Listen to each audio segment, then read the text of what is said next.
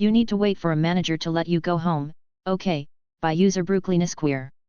So I work at a store that sells kitchen appliances and other kitchen related stuff.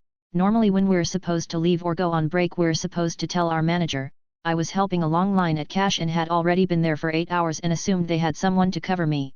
I wasn't allowed to use the walkies to ask to be covered to go home, so I quickly found my manager and told her my shift was done.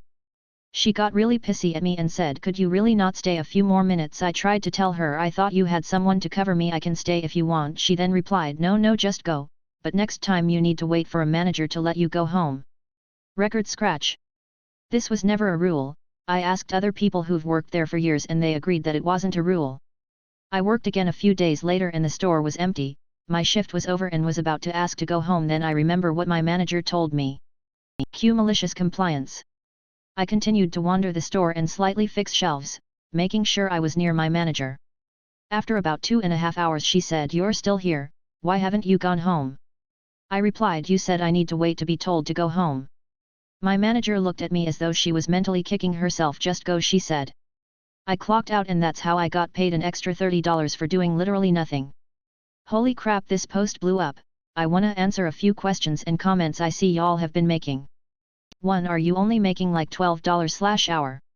Nat, I did some rounding. IACC make $15/hour but rounded it down for simplicity's sake. Probably should have elaborated on that. 2. Didn't you just waste your time? Nat, this company is very stingy with hours for everyone and the way I see it I got paid while barely helping the company so I don't care. 3. You should definitely be making more. Yeah, I should, but this is only a temporary job to make extra money until school starts in September, so don't worry about my financial well-being. Want to sign an accident statement? Be my guest, by user Economy Grapefruit 32. This happened some months after I got my driver's license. I, at the time 19F, was driving through an 8-lane roundabout when a car struck me. This is a horrible roundabout with lots of traffic, very fast, and there are no lines on the ground to see who crossed who.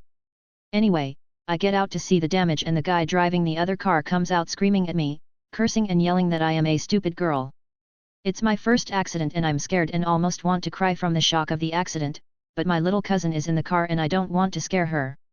As I'm walking around trying to take pictures of the car, the guy keeps yelling at me that it is my fault. He threatens to call the police and have me arrested because I am a danger. He says how he will tell them that he was going straight and I was turning. He keeps repeating it until I realize what he is saying, driving straight, on a roundabout. Cue malicious compliance. I tell him not to worry with the police, he is completely right, he was just going straight and it was me who was going around. Let's sign an accident statement. He is immediately on board, writes it and signs. Later at the insurance office they told me they don't normally have such easy cases. My damages were paid in full and they even gave me a replacement car while mine was getting repaired. Such a stupid girl. Edit. Hi guys. Thanks for the comments and awards. I thought I could explain a few things that keep coming up in the comments.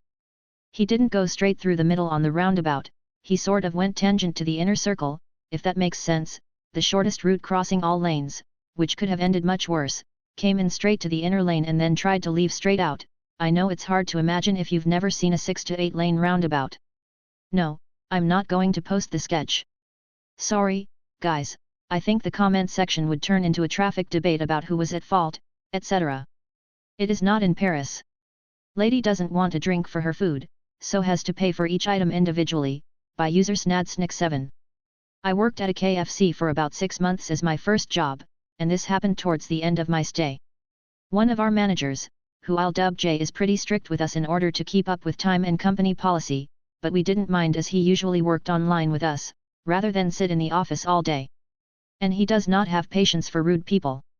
And on one typical military payday Friday, in towns next to military bases, all soldiers come in force on payday, we were slammed, and he was working register, when a lady orders one of our 12-piece buckets, biscuits and all. Now usually you can save some money by ordering them as a meal, gives you drinks as well. So as usual, he asks what drink she wants, intending to make it a meal automatically. She declines the drinks. He tries to explain, "Ma'am, if we make it a meal, you'll..." And she cuts him off, with "I don't care, I don't need drinks." As I said before, he hates rude people, so he immediately shuts up, smiles to me, says Sandsnake7, Can I get a 12-piece family fill up, and don't worry about the drinks. Before turning to her and finishing the order, which took a moment as we couldn't simply press the combo button anymore, rather we had to ring up all items themselves. He then had to ring up every single item individually, which racks up the price given the amount of items. And then finishes the order, which was well above what the normal price would be.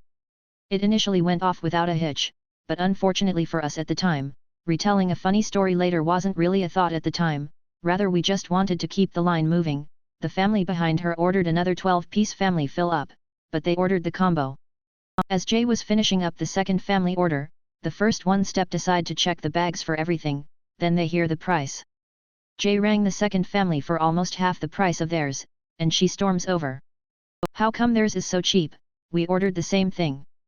She asks. To which Jay replies, wearing the standard issue customer service smile, you said you didn't want no combo, ma'am, so I rang them up individually, ma'am, so you paid for them, not as a combo, but as the order you insisted on me making, ma'am. She then asks for the manager, claiming we were scamming her, to which Jay responds by walking behind the wall, and coming back 2 seconds later wearing his manager vest. And Jay says, hello, I heard we had a problem and I came to see what I can help with. She grabs her food and leaves. Refuse to pay me for piano lessons? Okay, I'll count every minute and charge accordingly, by user Howmanubles 42. When I was 14, I was qualified fully in my country in a piano playing performance qualification. I had worked really hard for this and was so proud, my parents too. I was too young to join paid orchestras, and they didn't exist near me, so instead I handed out business cards to residents nearby in a fairly wealthy area and thought I could make some money teaching after school. Teachers in the area were charging €20 per half hour, so I charged €17 because of my age and got very lucky that a few mums caught on and switched to me instead. I quickly had 4 to 5 kids/adults to teach every single weeknight in an area I could bike around. This was roughly €400 every single week due to fluctuations of people cancelling and so on. An hour's lesson was 50 minutes with a short water break and explanation of homework at the end. A half-hour lesson was 25 minutes with explanation and homework at the end. I made all of this very clear and learned it was necessary through time to walk people carefully through homework and exam prep. These parents paid 10 lessons in advance every time, and I kept a calendar and updated parents weekly on where they were at. One parent would always ask for a full summary of all 10 weeks for all 3 of her kids and I was happy to provide it. Suddenly one week she decided she didn't owe me money for the next 10 lessons until I had made up for lost time. I was obviously very confused and asked her what she meant. She cited the reason that I cut 5 minutes off every 30 minutes and 10 minutes off every hour, so I should teach that extra time before getting more money. Here's the real kicker, her kids were horribly behaved. They were easily the most spoiled entitled kids I taught and often said things like, since we pay you, don't you work for me. They were ages 6 to 11.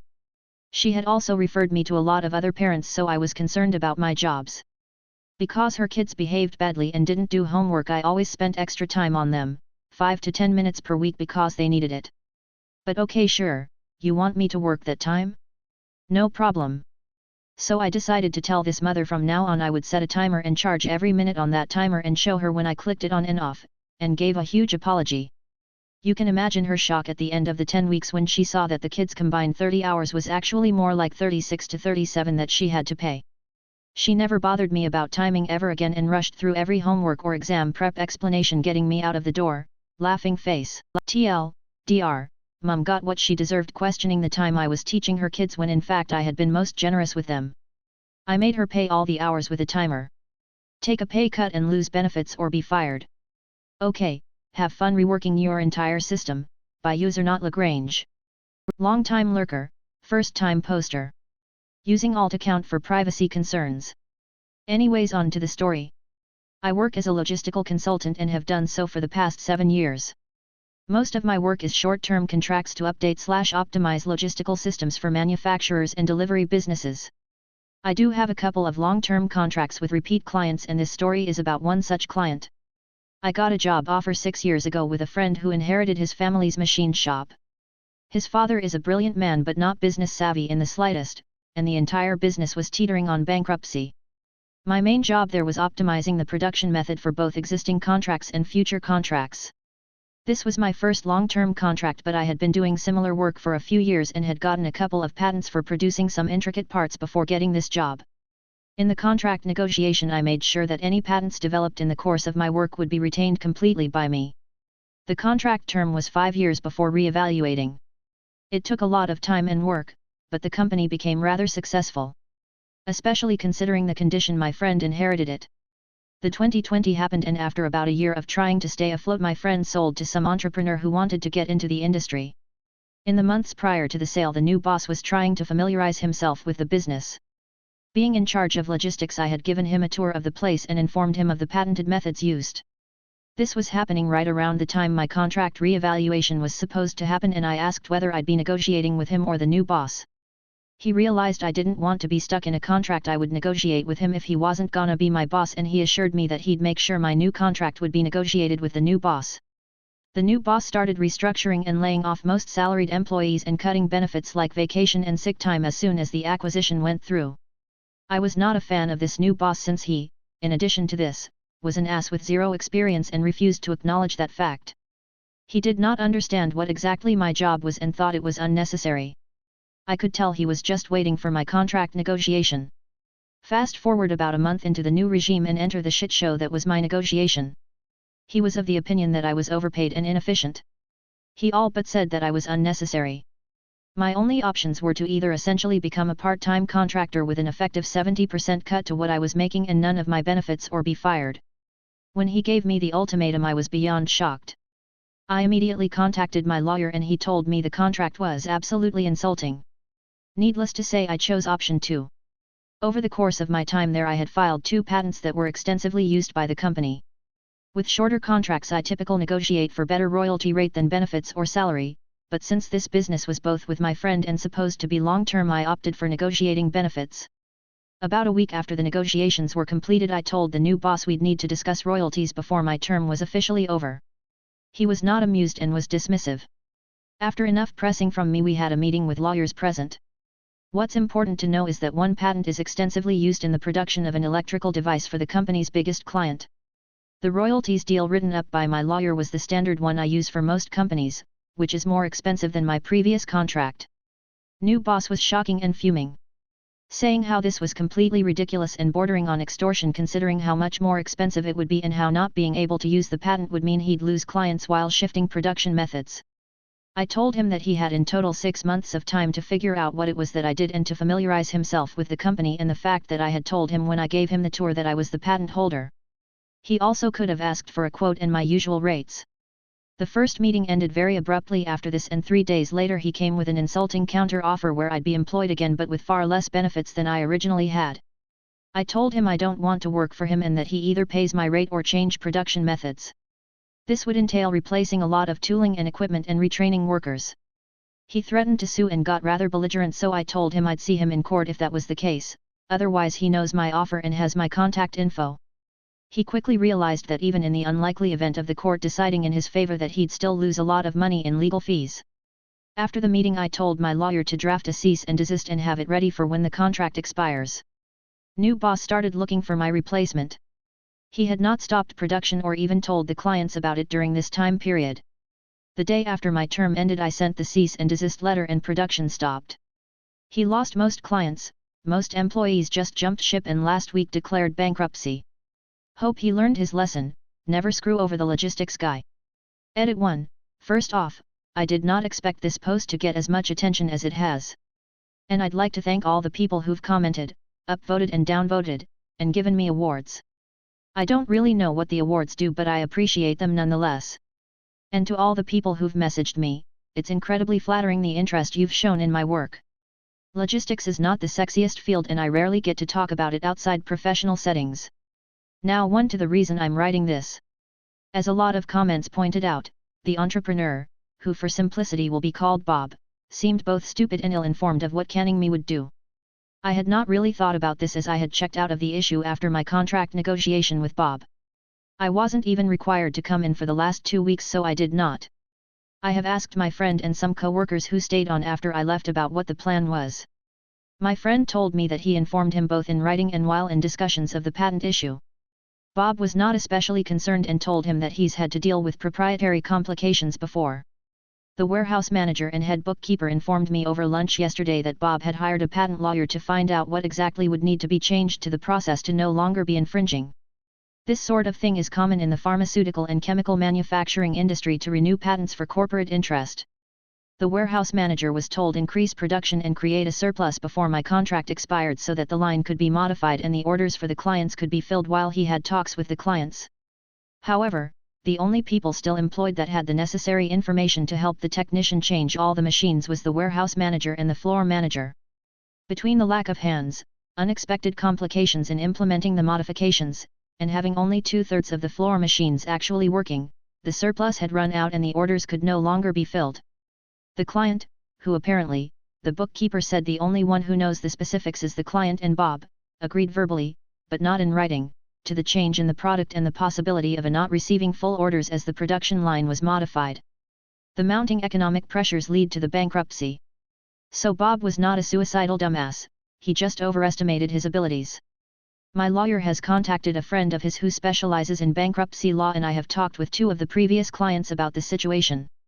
The large client has expressed interest in securing a source of the parts, but the smaller one had already been on the fence about discontinuing the product that required our parts. My lawyer has told me that this is unlikely to be resolved soon, but I've gotten the idea of giving my friend the business back as a birthday present.